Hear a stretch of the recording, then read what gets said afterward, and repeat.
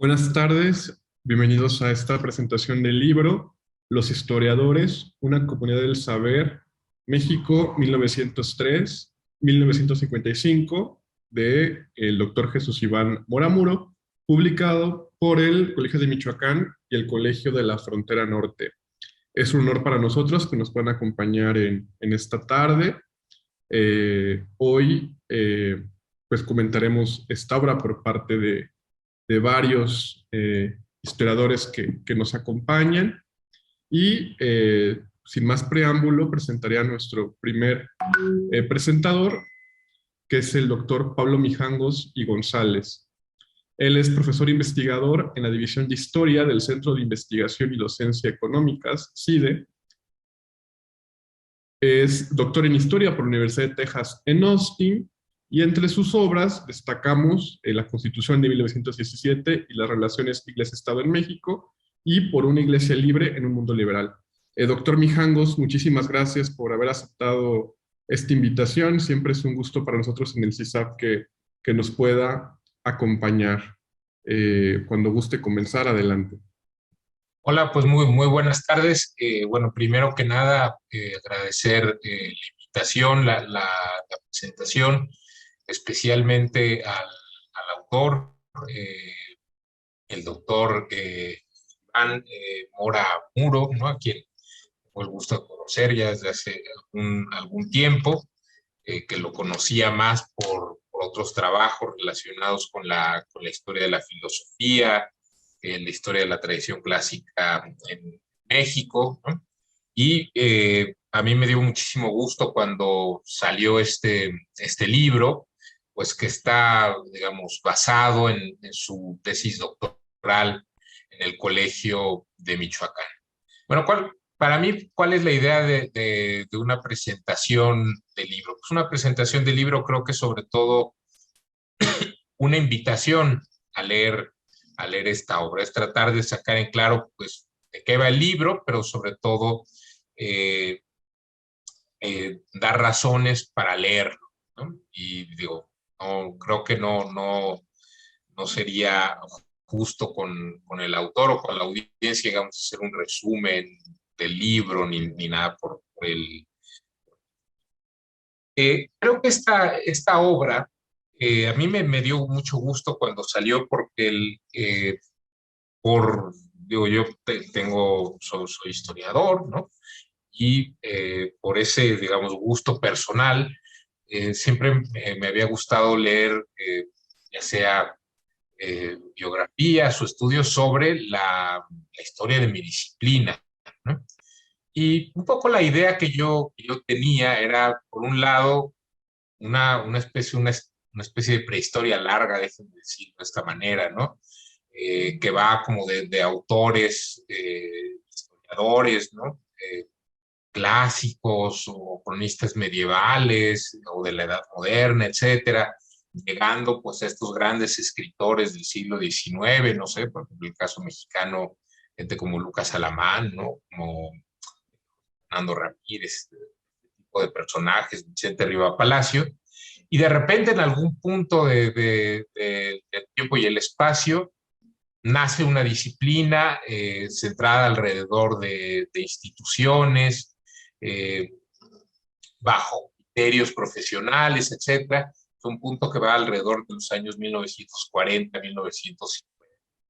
¿Cómo se da ese salto, no, de ese mundo de eruditos, eh, de grandes cronistas, de grandes intelectuales, a este mundo de una historia profesionalizada? Pues bueno, yo creo que muchos en el gremio no lo teníamos del todo claro. Y eso es lo que cuenta este libro, ¿no? Este libro creo que es una obra muy interesante, porque lo que nos habla es cómo hicimos este tránsito de esos viejos historiadores no profesionales a una disciplina altamente institucionalizada y profesionalizada. Digamos, el periodo que cubre es justamente cuando se da esa transición, es decir, entre los años finales del siglo XIX, primeros del siglo XX, hasta la década de 1950. Y entonces lo que vemos ahí es justamente eso, cómo nacen instituciones y cómo van surgiendo criterios de profesionalización. Creo que este punto hay que subrayarlo mucho. Lo que Jesús Iván nos dice es que para tener una disciplina no basta tener simplemente una suma de individuos brillantes, eruditos, etcétera, sino que en realidad hace falta crear comunidades de conocimiento, una comunidad disciplinaria. Y eso es lo que vemos precisamente en el libro. Es decir, más allá de individualidades, personajes, grandes profesores, intelectuales, ¿no? Lo que vemos es sobre todo la historia de instituciones o de la creación, la construcción de instituciones, de publicaciones, eh, de asociaciones, ¿no? Y también el desarrollo de ciertos paradigmas científicos y metodológicos. Es decir, lo que, lo que el doctor Iván Moramuro nos subraya sobre todo la importancia del trabajo colectivo, ¿no? La importancia de los espacios que hacen posible un campo de conocimiento. Entonces, claro, indudablemente es bueno saber, oye, cuál fue la trayectoria de don Silvio Zavala o de Mundo Gorman, o también de estos personajes de principios de siglo XX, que muchas veces pues ya ni nos acordamos muchos de ellos, nada más los vemos ahí en los cuadros que están a la entrada de la Academia Mexicana de la Historia, ¿no? Pero bueno, no se trata nada más entonces de sumar biografías, sino entender cómo se crean los lazos entre estos personajes y una cultura de trabajo, instituciones y, y espacios. También, entonces creo que esta obra necesariamente también toma en cuenta la importancia déjenme ponerlo de esta manera, de la prosopografía y del análisis generacional, ¿no? Lo que Jesús Iván Moramuro nos dice es que a la hora de analizar estos personajes no solo tenemos que ver su obra, sino también ese momento donde están y la generación a la que pertenece, las preocupaciones que comparte esa generación. Y el criterio que él nos da para decir, oye, para entender cuándo ya estamos frente, ahora sí, una historia más institucionalizada y profesionalizada, es el momento en el que vemos a historiadores que forman a otros historiadores. Es decir, ya no es nada más estos eruditos, estos sabios, estos grandes autores que podían hacer estas obras enormes, repletas de información sobre el pasado, sino que ya hay una preocupación consciente de formar a otras generaciones, de formar estudiantes, de ir sentando las bases de un canon disciplinario. Entonces, claro, eso también nos lleva necesariamente a una historia intelectual que él reconstruye bastante bien en toda su riqueza, en toda su diversidad, en torno a cómo pues definir, crear, construir, ¿no? Principios y paradigmas para esta disciplina.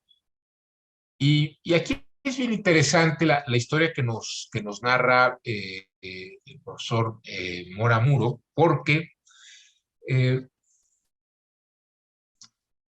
no solamente retoma algunas de las disputas político-ideológicas, ¿no? Que venían en realidad del siglo XIX y que todavía estaban vivas durante la primera mitad del siglo XX con los nuevos actores que se fueron incorporando, es decir, las disputas entre liberales, conservadores católicos, hispanistas, a los que después se van a sumar los indigenistas, los marxistas, es decir, disputas que indudablemente involucraban lecturas distintas, incluso metodologías distintas sobre la historia, pero sobre todo las políticas bien definidas frente al pasado nacional y al presente que a esta gente le tocó vivir.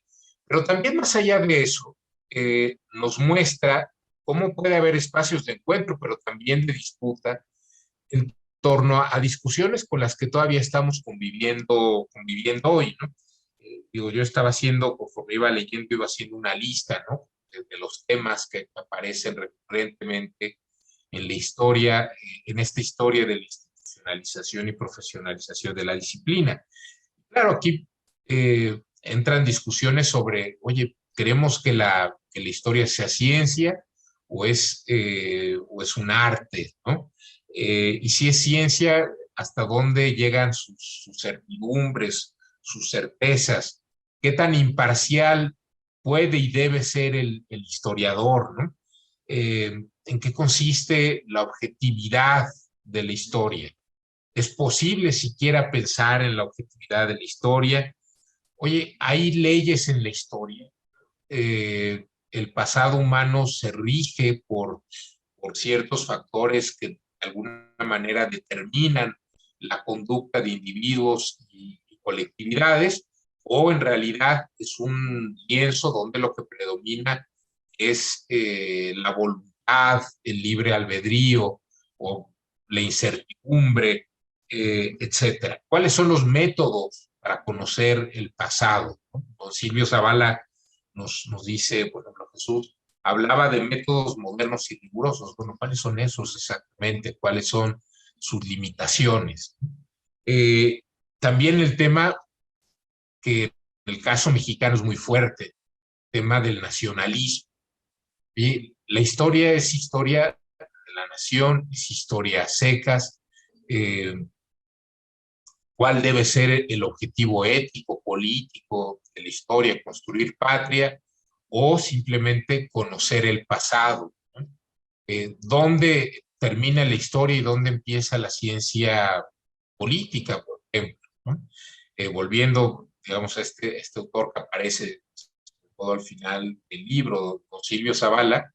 Bueno, acuérdense que don Silvio Zavala tenía esta idea de que, bueno, el historiador tenía que remontarse varios siglos hacia atrás, tenía que trabajar en cancha segura, ¿no? Estudiando las instituciones jurídicas de la conquista, puede andar estudiando rebeliones que habían sucedido recientemente, pues era peligroso, incluso casi incorrecto desde el punto de vista metodológico.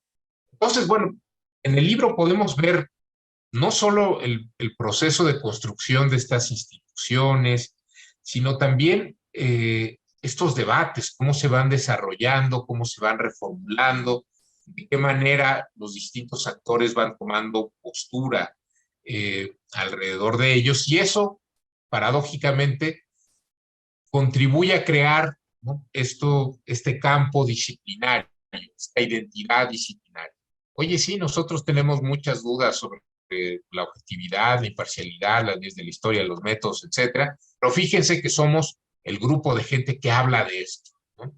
En ciertas instituciones, en ciertas asociaciones, que publicamos en ciertas revistas dirigidas ya a un público culto, especializado, y también con una cierta vocación de trascendencia, de que queremos formar a otros personajes.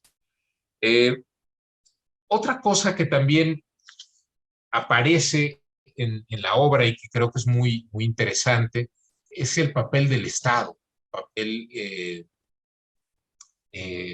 del gobierno, digamos, en este proceso de institucionalización y profesionalización. Y contrariamente a lo que uno pudiera imaginar, ¿no? No es tanto que el Estado tenga esta vocación fascista o norcoreana, ¿no? oye, les voy a dictar lo que ustedes tienen que creer, que quizá, digamos, se puede manifestar en el libro de texto, ¿no? Pero a escala de la disciplina, el papel del Estado, sobre todo, el de dotar de una infraestructura para hacer posible este trabajo, ¿no? Entonces, el papel del Estado es mucho más relevante en términos, por ejemplo, de becas, ¿no? Para estos historiadores, para necesitan fondos para el sostenimiento de instituciones, específicamente bibliotecas, archivos, museos, editoriales, ¿no? Y eventualmente, pues ya instituciones académicas. Es decir, al menos en el caso mexicano, pero yo me atrevería a hacer este argumento más positivo otras partes. El Estado es un actor protagónico para que podamos tener una historia profesional. No, la idea, ¿no?, digamos, de una iniciativa privada dispuesta a financiar y sostener la infraestructura necesaria para sostener disciplinas académicas no ha estado muy presente en el caso mexicano, ¿no? Ha sido más bien excepcional. Digo, por ejemplo, actualmente yo puedo pensar en el Centro de Estudios de Historia de México, Carso, ¿no? Antes se llamaba Condumex. Pero bueno, ese es un esfuerzo estupendo e importantísimo, pero excepcional, ¿no? No es la regla encontrar ese protagonismo de los actores privados. Por lo tanto, también el Estado es un actor importante en esto, pero el lado oscuro es también que nos referimos sobre todo al Estado federal, ¿no? Y nos referimos sobre todo a una disciplina que se concentra o predomina sobre todo en un espacio geográfico muy específico, que es la Ciudad de México. Lo que nos muestra Jesús es cómo esta historia, aunque se va a replicar en las distintas entidades federativas del país, se va a replicar a un ritmo mucho más lento. Veremos quizá algunos estados donde sí habrá un esfuerzo más serio en este sentido, ¿no? Quizá, ¿no? Jalisco, etcétera, pero en muchos otros estados tardaremos muchos años en ver publicaciones, instituciones, asociaciones o historiografías locales, generaciones de historiadores, etcétera. Entonces también creo que esta obra es interesante para ver, pues, ese desequilibrio con el cual todavía seguimos lidiando, ¿no? De que siempre hablamos finalmente de una disciplina fuertemente inclinada hacia el centro del país, hacia la Ciudad de México. Entonces, bueno, creo que para los historiadores a mí me parece, pues, una lectura no solo amena, interesante, erudita, sino necesaria. Saber de dónde viene, qué es lo que hizo posible el trabajo que nosotros hacemos. Y también creo que es un libro interesante porque, al menos en mi caso, ¿no?, para mí fue una invitación a hacer como una reflexión de cuál es el estado, ¿no?, de nuestra disciplina en la actualidad. ¿Qué tanto seguimos formando parte de la historia que nos narra Jesús y qué tanto no? Y aquí creo que podemos ver algunos signos que nos indican que esta historia que nos narra Jesús nos explica muy bien el siglo XX, pero pues ya no es necesariamente la historia que vemos en el siglo XXI, ¿no? De entrada, creo que sobre todo en los últimos años hemos visto tristemente un proceso bastante absurdo, bastante tonto en mi opinión, de debilitamiento y precarización de las instituciones académicas, ¿no? Como una especie de desprecio que ya sea en nombre de la austeridad patriótica o en nombre de la eficiencia neoliberal, lo que termina es diciendo, oye, pues el hecho de que existan instituciones dedicadas a la construcción, la preservación, la transmisión del conocimiento, ya no es tan importante, no nos parece eso tan relevante. Pueden vivir con 3 migas, cosa que a mí me parece terrible, ¿no? Digo, los esfuerzos del Estado mexicano en las décadas de 1920, 1930, se hacían en un contexto sumamente difícil, de un país que se estaba reconstruyendo después de un periodo revolucionario.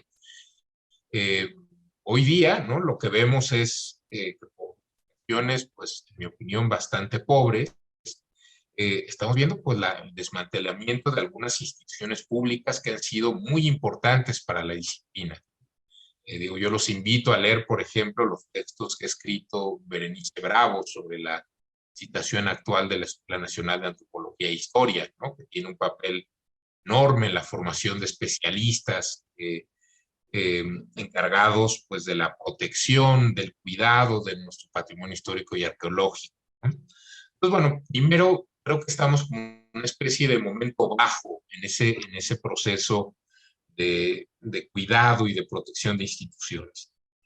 Eh, También creo que estamos en un momento donde estas asociaciones, revistas, publicaciones, editoriales de las que nos habla Jesús en este libro, están en una situación, no diría completamente de crisis, pero eh, de adaptación, ¿no? No sé si finalmente o exitosa, a un cambio cultural, yo diría casi geológico, que es la revolución digital. La revolución digital creo que ha modificado dramáticamente la manera como operan este tipo de redes, instituciones, asociaciones, publicaciones de las que nos habla Jesús. Hoy día es más fácil, digo, déjenme poner un ejemplo burdo, pero hoy es más fácil enterarse de una novedad editorial, eh, enterarse de ciertas discusiones de la disciplina a través de Facebook o de Twitter, que leyendo las revistas profesionales.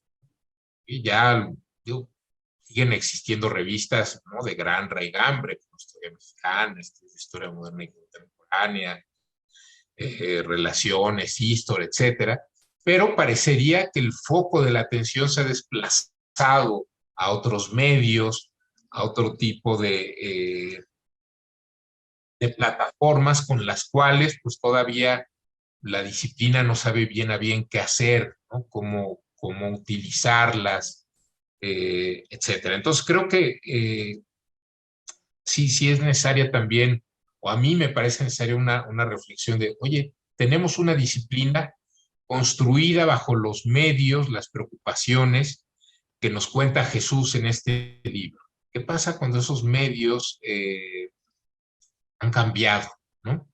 ¿Qué va a pasar con nuestra disciplina en el mundo de Facebook, Twitter, TikTok, Instagram y de la comunicación digital instantánea? También creo que otro punto de contraste bien interesante es cómo, si bien en la época de la que habla Jesús, vemos que estos historiadores mexicanos, ¿no?, eran sensibles a los debates de otras partes del mundo, digo, obviamente como había pasado con la alta cultura mexicana desde el siglo XIX, gravitando casi siempre a Europa en primer lugar, ¿no? Como si bien, digo, esta gente no era necesariamente chauvinista, finalmente en esa primera mitad del siglo XX, el horizonte ético de esta gente es la nación.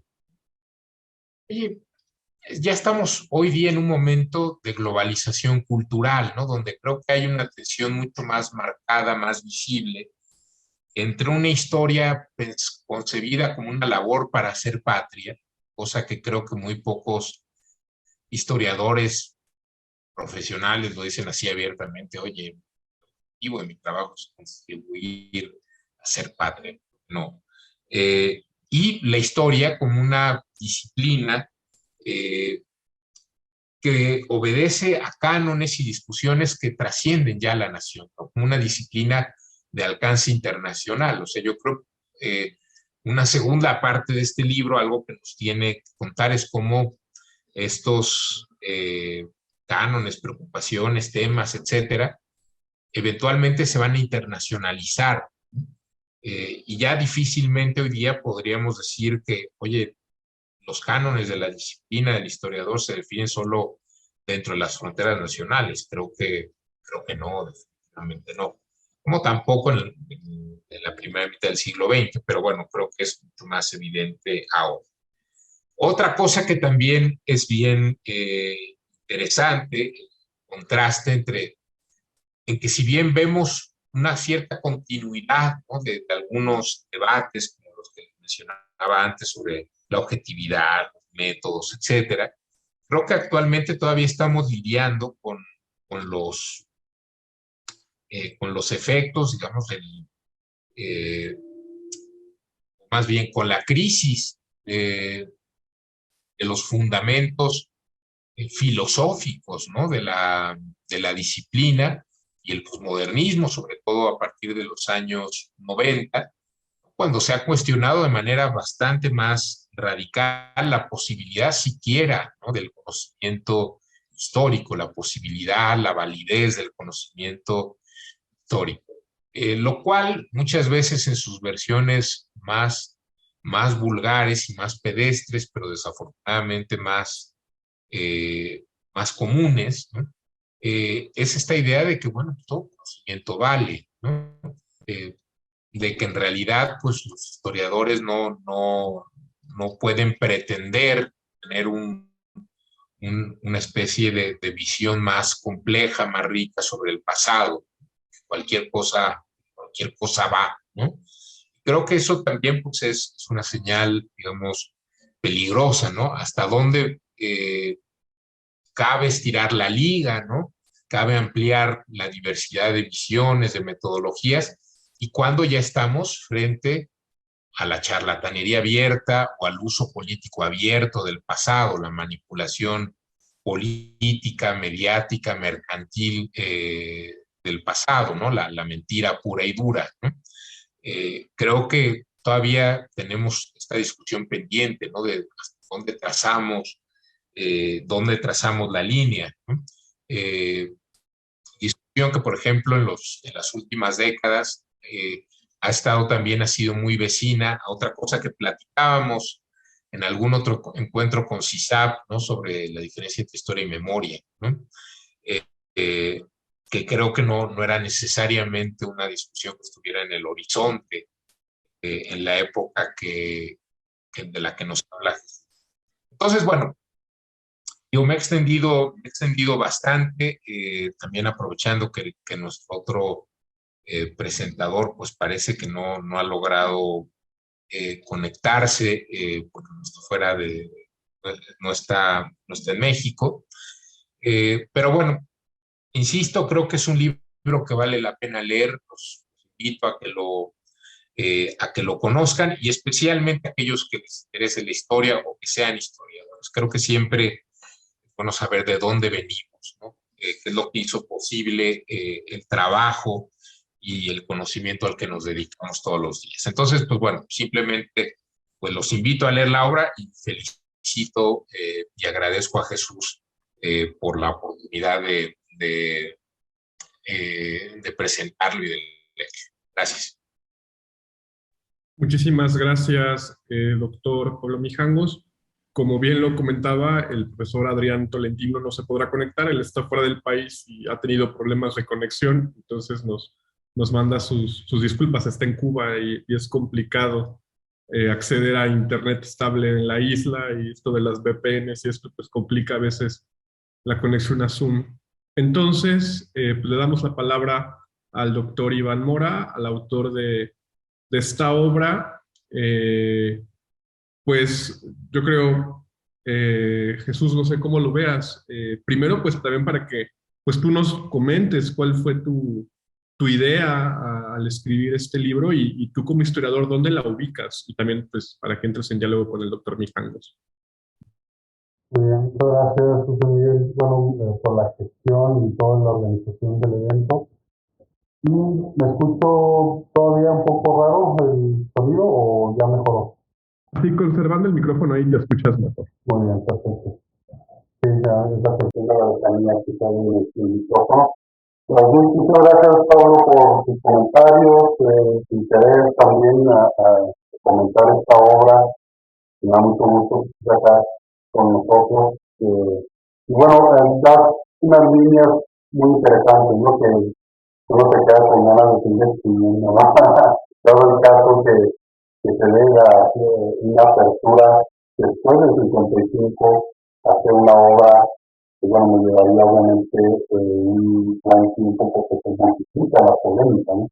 Se multiplica las polémicas, pero también las instituciones se abren, hay unas instituciones en el país, grupos, quizá ya las polémicas son de otro estilo, y no sé si dicen el clavo la cuestión nacionalista, ¿no? esa primera etapa post-revolucionaria, esa primera mitad del siglo XX, es ciertamente en pro de la nación, y los camarillas o los grupos encontrados, ¿no? En esas polémicas que se abordan en el libro. Y la segunda mitad del siglo XX, lo que va del XXI, va transformando que es esa visión, esa visión de nación. El Estado sigue quizá terminando todavía esas siguientes décadas de los 50 para adelante. Tiene instituciones que crean organismos, ¿no? Para tener recursos, becas, obviamente para hacer posgrados, se van multiplicando todas esas opciones, pero algo que me parece fundamental es que en la propia disciplina de historia ya se es una paulatina internacionalización, por lo menos en los últimos décadas, y ya en mi caso como profesor acá en la Universidad Autónoma de Querétaro, y antes que iba a clase también en Guadalajara de historia, ya uno no tiene esa visión evidentemente de formar parte, ¿no? Como dice Pablo. Ya no es la intención del historiador o de la historiadora, una intención latente o evidente de formar creyentes en la nación, ¿no? En este sentido, sustituyendo con esa secularización a la creencia religiosa, a la creencia en la nación como lente a defender, ¿no? Por eso se crean estos, como ya sabemos, muy dicho, pero espacios a instituciones, muchas de las ocasiones a los santos, ¿no? Que tiene estos valores éticos, estos valores morales, se puede decir. Entonces, sí, eso sí es evidente y lo hemos practicado quizá los historiadores y las historiadoras en el salón de clases, que es donde se ve más inmediatamente esa enseñanza de la disciplina. Es un tema muy interesante que me han comentado en otras ocasiones también. Por ejemplo, la FESA Catlán, que presenté el libro, me comentaba un estudiante, para quién estaba pensado el libro. Pues, siempre estaba pensando yo, cuando estaba haciendo primero la tesis doctoral, y de nuevo después se conoce el libro. Y evidentemente pues todos pensando en los historiadores y las historiadoras, ¿no? En el gremio. Yo lo dije en ese momento de forma de broma, y que de mis sueños más imposibles, imagino que lo lea gente que no está en la disciplina. Claro que lo pueden leer antropólogos, por ejemplo, porque es una disciplina a la par, ¿no? Está apareciendo la antropología, y en ese momento hay una cuestión muy interesante que traté de mostrar en el libro, quizá no de la manera tan amplia como hubiera querido, pero que tanto antropólogos, historiadores, lingüistas, arqueólogos están compartiendo pues espacios que después se empieza a solidificar o a homogeneizar. Decir, nosotros somos historiadores y trabajamos entre historiadores, ¿no? Que últimamente, obviamente, estamos en la tendencia de la interdisciplinaridad como una exigencia. Yo creo que ahí en ese momento era más natural, que realmente estaban apenas en las definiciones de las disciplinas.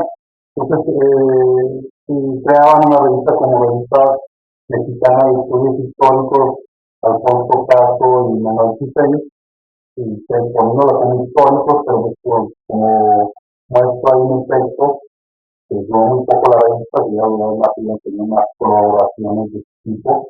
Había que se interesa en la filosofía, en la sociología, en la teología, en los estudios novohispanos, también los estudios de otro corte hispánico, por ejemplo. Entonces hay una pluralidad de elementos, de temas que se están mezclando en ese momento de gestación. Y sí, hago mucha insistencia en eso que comentó Pablo, cuando el historiador forma a otros historiadores es cuando realmente se forma la disciplina. Y me comentaban también en alguna ocasión que sí, porque bueno, también obviamente es algo que está en la mesa de la disciplina y la disciplina. ¿Cómo llegar más a la sociedad? Es decir, no quedarnos en los cenáculos de las instituciones, hablándonos a nosotros mismos los historiadores. Y sí, claro, que siempre está esa intención muy loable, pero yo también he contestado en ese momento a los filósofos de los poderes pedir lo mismo. Es decir, ¿por qué nada más hablan ustedes de Gadamer, de Heidegger, bueno, aquí José Miguel nos puede también ahondar en la disciplina de la donde él está formado. Entonces, yo creo que es por esa cuestión nacionalista. Es decir, la historia sí debe ser que el pueblo, los pueblos conocen su propia historia, con esta idea de historia maestra de vida, todavía que se sigue sosteniendo en algunos círculos, que es para no repetir errores, y que los pueblos conozcan su pasado, y no caer en las mismas tragedias o inconvenientes que ocurrieron en generaciones que ocurrieron con épocas protestas, pero yo contesto, como digo, podemos seguir lo mismo a estas otras disciplinas y sin abarcarnos mucho en las ciencias sociales y humanidades. Y si no se les pide lo mismo a los antropólogos, hacen sus trabajos, también entre ellos, quizá tienen en su ámbito influencia a otras ramas de la sociedad por medio de instituciones, gestión, otras formas. Y ser historiador también hacemos esto cotidianamente si al dar clases estamos transmitiendo una cierta forma de ser de la disciplina, un cierto ojo crítico que siempre insistimos en eso, ¿no? Como profesores y profesoras, todos los estudiantes salen de, o esa nuestra protección, salen de nuestras aulas teniendo una visión más compleja de la realidad, pero también, y yo les comento siempre eso, que logramos o queremos lograr que construyan, que tengan esta intención investigativa constante. Esto es lo que las ciencias sociales y las humanas insistimos también en eso. Entonces, pues bueno, esto está sobre la mesa. Todos estos temas que comentó Pablo muy bien, que me permiten pensar más allá de la obra, que eso, como bien dijo él, no hacer un resumen, sino qué le hace pensar por la obra, qué le posibilita a delinear procesos futuros y para investigación, para mí mismo o para los interesados en la exploración mexicana, ¿no? Esta cuestión de las discusiones entre ciencia o arte, que hay leyes del devenir histórico, ¿no? Como lo que están los positivistas, y como yo digo, que son más cientificistas, obviamente en el siglo XX, que hace positivismo keynesiano, keynesiano, de un keynesianismo de justo tierra, por ejemplo, ya no es eso cabal, ya no es un positivista, puede decir que es un cientificista muy riguroso de las fuentes, que es lo que le critica O'Gorman, que también como comento en esa polémica historicistas contra positivistas o cientificistas, si le podemos llamar, pues bueno, O'Gorman no pudo sostener pues esa posición historicista, como le llamaban en la época, o con esta historia orteguiana y de Gauss, no la pudo sostener porque terminaba haciendo obra con muchos de nosotros podemos tratar quizá en una descripción en algún momento, y se pensando en problemas, pero algo que también contesto siempre a esta discusión quizá es no podemos desviarnos de la hermenéutica con los historiadores de eso cierto acceso a lo que el documento nos está transmitiendo y que no llegamos a un punto postmoderno tipo de Arrigá, ¿no? De textualismo extremo, ¿no? El contextualismo siempre va a ser la piedra de toque del historiador y nos garantiza la disciplina, o más bien nos reconocen por esa rigurosidad contextualizante en la disciplina. Entonces, eso sí me parece que no podemos abandonarlo tan fácilmente, ¿no? Esa necesidad del contexto y de enunciación, como se dice ahora en el historia intelectual. Pero también eso es importante y parece que uno de los aportes que busqué desde el principio de la obra es ver a los historiadores como si fueran otros intelectuales. Así como se habían estudiado a los escritores de la época, a los pintores, entonces el historiador como intelectual, como tal, como creador de ideas en un momento dado, en un momento de iniciación, que tiene sus propias razones de decir lo que se dice, ¿no? Como dicen, como lo citan ellos países y otros latinoamericanos que han funcionado en la lectura de la historia de Cambridge y de otras líneas historia intelectual como historia conceptual también. Pero sí, eso me llama la atención mucho para seguir indagando la del Estado. Me parece que eso podría ser el eje de un siguiente libro, sin embarcar en esa empresa, el Estado, qué papel empieza a jugar, ¿no? O se va tomando las discusiones. Y que ahorita sí, llegan obviamente estudiosos de Francia, de Estados Unidos, de Inglaterra, a incorporarse a las instituciones, y eso va creando un nuevo campo historiográfico en México que llega hasta nuestros días. También, la última cuestión, las últimas cuestiones que también comentó Pablo en su inicio, punto conmigo de arranque, de fuga, por decirlo de alguna manera, es hasta dónde la disciplina, bueno, así la noté yo en términos generales, hasta dónde la disciplina sigue siendo válida para el acceso al pasado, ¿no? Que está detrás de estas preguntas claves. Como dice Pablo, no podemos caer en todo se vale, porque, bueno, no lo estamos porque hay otras cosas en las instituciones, ¿no? Ahí sigo en algún momento a ver más en gestión comunicativa y otros textos, y bueno, basado obviamente en esta cuestión del análisis lingüístico. Finalmente, el mejor argumento, tenemos esa intención, ¿no? Que el mejor argumento sobresale. Claro, el mejor argumento, en ese sentido, justificado con fuentes, en el caso del discurso historiográfico, fuentes primarias, pero también, lo sabemos, avalado por instituciones. Es decir, la misma institución nos permite que las instituciones nos permiten que la disciplina siga sobreviviendo a los vendavales del posmodernismo y de otras teorías de los últimos años, porque se avala pues, como es un discurso. Y eso en muchos otros ámbitos del saber. Y no es pues, bueno, ya lo decía Tomás Kuhn, que lo cito en el libro, su clásico libro de la escritura de las revoluciones científicas de paradigmas que constituyen en grupos, en comunidades, se puede decir, de científicos, en este caso, igual los historiadores sustentamos lo que decimos y nos avalamos una y otra vez. Yo creo que por eso quizás ya hace ruido en ese momento lo que contesté, que finalmente sería loable, obviamente, llegar a más ámbitos de la sociedad mexicana, en este caso, o mundial, en nuestros trabajos, pero sabemos que se sigue sosteniendo con las líneas que marca el gremio. Y eso en otros gremios también. Se comenta por ese lado. Y efectivamente, el acceso al pasado todavía estamos destinados. Para uno, para mal, quizá ya lo que desde la óptica, quien legitima a un discurso. Me acuerdo mucho que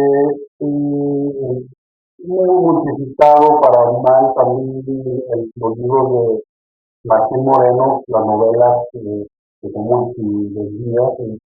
Me acuerdo que hice una reseña profesional por ahí abajo, porque bueno, ya estuvo ya vamos, voy a hacer una reseña de este señor, no quería como darle mucho vuelo a sus ideas o sus argumentos, con los argumentos de las novelas, pero dijo, bueno, en un papel como está tocando un periodo de trabajo, con el siglo XIX, comentó todos los errores de argumentación y de fuentes erróneas o de fuentes porque no hay fuentes. Y evidentemente es una literatura, pero ahí también para ir cerrando y comenté lo final de este video. Pablo tiene comentado más, porque también es muy claro cuando dice la única diferencia entre un texto de ficción y una historia es el impacto entre autor y lector. Es decir, el lector o lectora sabe que va a leer una novela y no pierde, es decir, no hay sorpresa. Sabes que vas a leer un texto histórico, basado en fuentes, citado correctamente, es también de acuerdo, tácito. Entonces, Martín Moreno no cumple ese acuerdo, es decir, le dice a la gente que está basado en documentos y en la investigación, entonces es tan poco que fraccionar. Entonces, eso es lo criticable. Finalmente, todos tenemos la libertad de hacer literatura, de trabajo histórico, pero que quede claro por dónde vamos. Entonces, bueno, hay mucho que discutir al respecto. Y muchas gracias de nueva cuenta, José Miguel, Pablo, y a ti también. Muchas gracias, Jesús Iván. Doctor Mijangos, no sé si quiere agregar algo. No, no, en realidad, o sea, simplemente enfatizar, pues bueno, cómo esta obra, digamos, puede ser un buen punto de partida para muchas discusiones, ¿no? Que son bien importantes en el ámbito académico y también de la discusión pública, ¿no? Ahora Jesús añadía algunas más que creo que también son muy importantes, ¿no? La cuestión de la interdisciplinariedad, ¿no? Que se ha vuelto como una especie de mantra, pero con el cual no sabemos muchas veces bien a bien qué hacer, ¿no? Porque finalmente en las propias universidades pues seguimos compartalizados, ¿no? O sea, ¿no? Los de historia, los de filosofía, los de derecho, los de ciencia política, etcétera, ¿no? Y entonces, una cosa es que uno medio dialogue con los colegas, pero ya eso de decir mi conocimiento es interdisciplinario, pues bueno, eso ya es otro paso, ¿no? También creo que esta cuestión, ¿no? De la dimensión pública de nuestro trabajo, es decir, lo que en un momento fue una cosa civilizatoria, me atrevería a decir, ¿no? Que es la profesionalización de la historia, el desarrollo, ¿no? De estas comunidades de conocimiento, oye, eventualmente también corren el riesgo de volverse comunidades autorreferentes, ¿no? Que hablan una jerga solo para iniciados, eh, que no le dicen nada a la sociedad. Entonces ahí entra la cuestión de, oye, ¿y los historiadores qué tendrían que hacer frente a ese mundo que lo rodea o también de donde salen los recursos con los cuales se sostienen sus instituciones, ¿no? ¿Cómo se debe hacer la historia para el gran público? ¿Cómo hacer la historia relevante? Yo creo que no es algo del todo fácil de responder, ¿no? Y bueno, pues sin más, creo que eso, insisto, vale la pena leer este libro por eso, e invitar a Iván, ¿no? Que continúe esta historia, porque tenemos muy pocas historias del gremio, ¿no? Lo que entre nosotros ha predominado mucho es el ensayo historiográfico, es decir, oye, estos repasos de qué es lo que hemos escrito, las discusiones entre nosotros, pienso, no sé, las obras del maestro Florescano, ¿no? Como un nuevo pasado mexicano, etcétera. Pero las historias puras y duras del gremio, es decir, las instituciones, las revistas, los profesores, creo que por muchas razones no le hemos puesto tanta atención y es bien importante hacerlo, ¿no? Pues nada más. Y de nuevo, muchas gracias, José. Yo solo agregaría como filósofo outsider del mundo historiográfico, que creo que a nosotros como gremio nos sucede algo muy similar. O sea, nosotros acudimos a la historia, o al trabajo historiográfico, por ejemplo, para documentar nuestra propia historia gremial, ¿no? Últimamente hay trabajos, por ejemplo, como los del doctor Guillermo Hurtado, que han intentado como explorar los dos mundos y hacer también esta historia intelectual de la filosofía, pero creo que también se puede hacer un estudio filosófico de la historia, o sea, no hacer filosofía de la historia como la comprendemos nosotros, sino una filosofía de la historiografía. Por eso qué lástima que no se pudo conectar Adrián, ¿no? Porque sé que, por ejemplo, que Ellen O'Gorman cree que es muy importante rastrear los presupuestos filosóficos del pensamiento de O'Gorman para comprender su propuesta historiográfica, ¿no?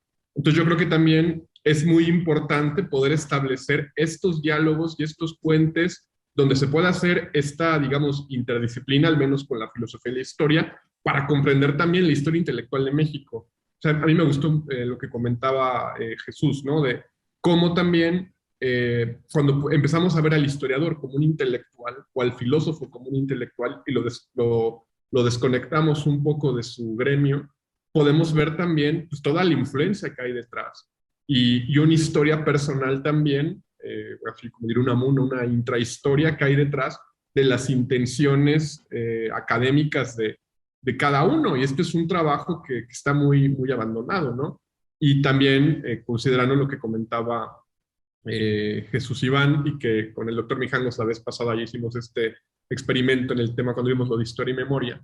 También, pues, cómo las cuestiones de hermenéutica, interpretación, discurso, la influencia del Estado, los paradigmas historiográficos, pues cómo también están arraigados muchas veces en posiciones filosóficas y muchas veces pues también a partir de ahí se hacen estas lecturas, ¿no?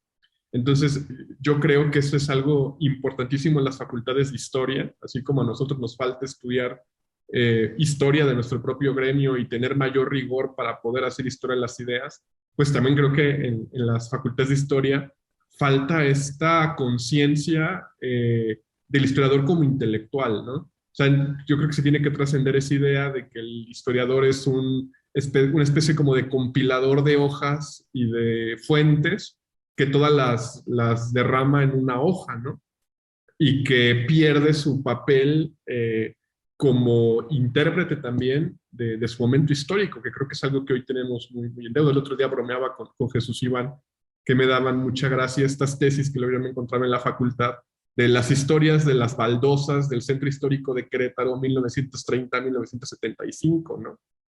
Que podría parecer un tema mínimo, pero yo creo que si se le da la profundidad intelectual adecuada, puede ser un gran texto, ¿no? Y puede también ampliarse a otros ámbitos. O sea, por ejemplo, muchas veces los filósofos, cuando queremos hacer historiografía de nuestro propio gremio, aparte de que no tenemos la pericia técnica, nos topamos con que no encontramos fuentes que hayan abordado estas cuestiones, hasta estos ejercicios que se han hecho recientemente, ¿no? Pero creo que valdría mucho la pena poder enriquecer estos diálogos y sobre todo también para tener una mayor conciencia de la historia intelectual de México, ¿no? Que creo que hoy que nos intentan ideológicamente también presentar una cara demasiado evidente de la historia, pues urge hacer este llamado en la academia con el mayor rigor académico e intelectual posible. Pues nada más para terminar, Jesús Iván, ¿dónde podemos conseguir el libro? Sí, la página del colegio, bueno, yo lo he consultado en la página del Colegio Michoacán, que está ahí la base, obviamente también el Colegio de la Frontera Norte. Ahí la cuestión, bueno, también se distribuye poco, como sabemos, los textos de los colegios, en la FIL, que va a ser pronto en Guadalajara, me imagino presencial, no sé si sigamos presencial en finales del año, pero ahí tienen los stands o estas ferias de libro que han hecho en otras partes de México, la Ciudad de México, y en la página, pues ahí la cuestión es, ahí te indica pues el envío, ¿no? Un envío extra. Y también, pues bueno, cuando lo he tratado de llevar presencialmente, hace poco fuimos a Morelia, ahí llevé algunos ejemplares. La próxima vez vamos en la gira, vamos a seguir en la gira, vamos a Puebla, allá con Sergio, Pablo, nos está organizando Sergio Rosas. Entonces, pues bueno, ahí que estén enterados también en las redes sociales, lo que decía ahorita Pablo es importantísimo, ¿no? Las redes sociales, el Facebook ya lo utilizamos los historiadores también para cuestiones académicas, no solamente para el ocio, sino pues ponemos todo lo que estamos haciendo, ¿no? O varias cosas, no todo, pero sí algunas. Pues sí, la página es lo más seguro al interesado o interesada en adquirirlo y que se los envíen a cualquier parte de México. Muchísimas gracias. Pues agradezco a nombre del CISAF al doctor Pablo Mijangos y al doctor Jesús Iván Moramuro. Muchísimas gracias a la audiencia que nos ha acompañado. Esta sesión va a quedar grabada en el Facebook del CISAF por si quieren verla después. Y pues muchísimas gracias. Que estén muy bien. Hasta pronto. Gracias a ustedes. Hasta luego. Gracias. Hasta luego.